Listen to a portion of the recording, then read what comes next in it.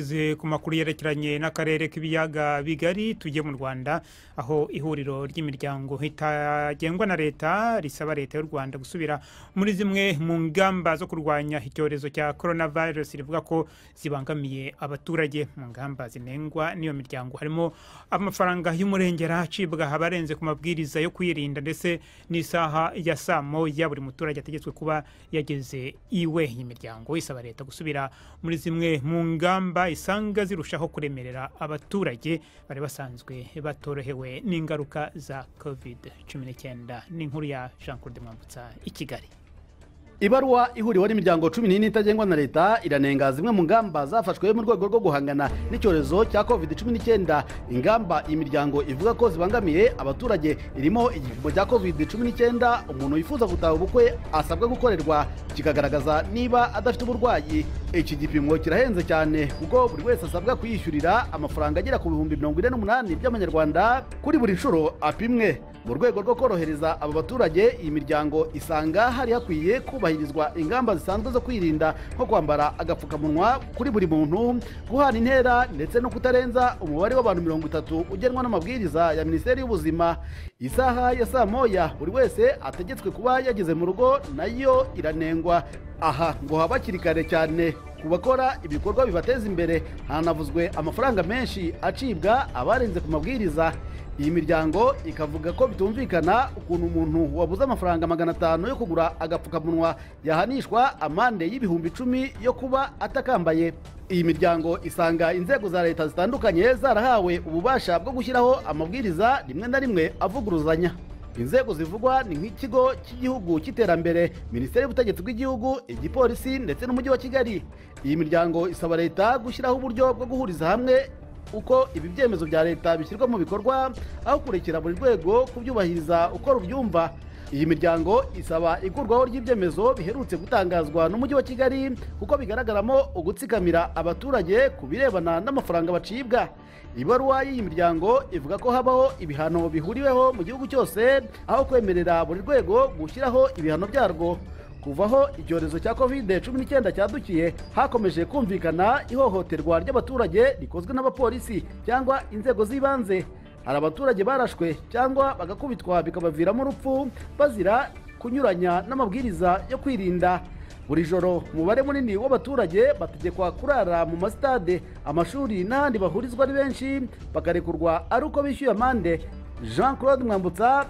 Ku makuru yerekeranye n'igihugu cy'u Rwanda, reka tujye mu Buholandi aho leta y'icyo gihugu yarahitaye muri yombi Charles Ndereyehe ushakishwa na leta y'u Rwanda kubera ibyaha bya jenoside akekwa ko yakoze, ariko imurekura nyuma y'amasaha make. Nta bisobanuro Ubuholandi bwatanze kuri ibyo byabaye kuri Ndereyehe wigeze kuba komiseri w'umutwe wa politiki FDI, inkingi utavuga rumwe na leta ukorera mu mahanga, ariko ubu akaba asigaye ari umuyoboke w'imena w'uwo mutwe. Amakuru yavugaga ko bishoboka ko uwo mugabo yoherezwa mu Rwanda, ariko siko byagenze. Twagerageje kumenya impamvu ariko ntibyadushobokeye, yaba nyine ubwite, yaba umwunganizi we, yaba leta y'Ubuholandi, nta n'umwe watuvugishije. Tukiri mu Rwanda, umuryango wa Paul Rusesabagina uri mu maboko ya leta y'u Rwanda guhera mu mpera z'ukwezi gushize uravuga ko ejo wavuganye nawe ku nshuro ya mbere. Rusesabagina amahanga afata nk'intwari yarokoye abantu bari bahungiye muri hoteli yayoboraga ya Mirikorine igihe mu Rwanda habaga jenoside. Ubu ari mu maboko ya leta y'u Rwanda imurega ibyaha bikomeye birimo iterabwoba. Abo mu muryango we kandi baravuga ko batemera umwunganizi mu mategeko uherutse kubwira itangazamakuru ryo mu Rwanda ko Rusesabagina yamwihitiyemo kumwunganira mu rutonde yari yahawe. Mu kanya kashize navuganye na Karine Kanimba, umukobwa wa Rusesabagina, watangiye ambwira ko ibyo yababwiye bumvaga bitari bimvuye ku mutima kuko ngo yarahagarikiwe. Twavuganye nawe rimwe, ariko twari tubizi ko bamuhagaze inyuma kandi barimo baramubwira icyo agomba kutubwira cyose. Ubwo hari ryari? Ejo n'ubwa mbere twamuvugisha, twagerageje kenshi kubahamagara, tuhamagara Libe, tuhamagara abantu bose kugira ngo batureke tuvugishe. N'umwavoka wacu twamuhitiyemo agerageza kujya kumureba, ariko kuba bamushimuta ntabwo bari batureka ngo tumuvugishe kugeza ejo. Nibwo bwa mbere naho tumuvugisha ntago wumvaga bamuhagaze inyuma, wumvaga bamubwira icyo avuga, icyo agomba kutubwira, kandi atanatureka ngo tuganire ibintu biri important tugomba kuganira, ibintu bikomeye mugomba kuganira. Hanyuma ubwo niba wenda atari amabanga ya famiye, yababwiye ko ameze gute? Nabyo situbizi kuko yatubwiye ko ameze neza, ariko ukuntu tuzi papa iyo tubajije nimba ukuntu ameze, ubundi yatubwira neza abivanye ku mutima, ariko ubu ngubu byarabonekaga ko ntabwo yashoboraga kuvuga nk'uko atuganiriza ubundi. Mu kanya wari uvuze ko hari umwavoka umwunganira, uwo ni uwuhe? Umwavoka twamuhitiyemo, famiye yamuhitiyemo, ntabwo baramureka ngo ajye kumubona. Abo afite n'uwo leta yamuhaye, kandi abo bantu turabizi ko papa ntabwo yabahitamo.